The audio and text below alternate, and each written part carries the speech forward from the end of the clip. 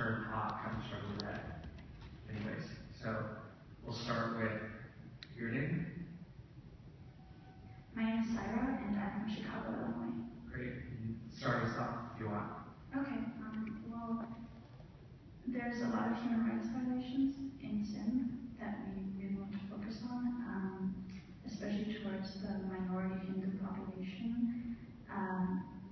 There's a lot of, since the government is an extremist, fundamentalist Islamic government, the Hindus are extremely discriminated against, such as they're forced to convert from the religion to Islam, and women, girls as young as 12 years old are abducted from their homes and forced to convert to Islam, and which is terrible and should not be happening. Everyone should have the freedom to practice their religion in any way they want.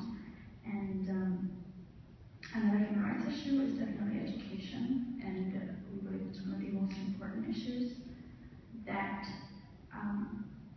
what had I think you should take it when you go. Yeah, go. Hello. My name is Mahima, and I'm from South Florida. So on the topic of education, what I'm really concerned about is that Sindh is ranked one of the worst in the world based on their educational facilities. They have the worst in the world, which is terrible. And they have strived to improve their facilities. They've sought international help. However, they're not getting help because their facilities are so bad. The United States, thankfully, they have tried to help through USAID and sending money through there. In 2011, there was approved, and we sent $155 million to promote education and tackle some of the issues in Sindh. However, because it first goes through the Pakistani government, the money never, all of it never actually reached Sindh. And the reasoning behind that is because when the government is so extremist and they're totally against the people of Sindh, they tend to keep the money for themselves, or it goes to the Taliban, or it's just used against the people of Sindh. So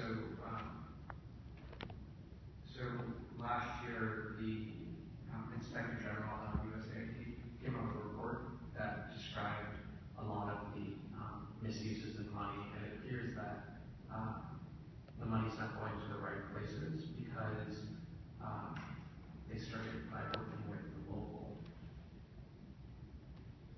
They started by working with the local governance structures and ensuring that they weren't as reliable as we hoped they would be. There's one more year under which those funds are authorized, and so what I'm going to do after this meeting is reach out to USAID, figure out how much money is left of the 155, and figure out what improvements have been taken, because my boss at a recent hearing specifically held the report up and asked about $155 million.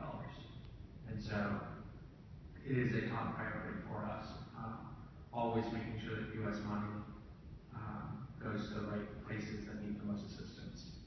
So I appreciate you bringing that up, because it not only reminds me, but re-emphasizes how important it is that I move forward and ensure USAID is doing their job.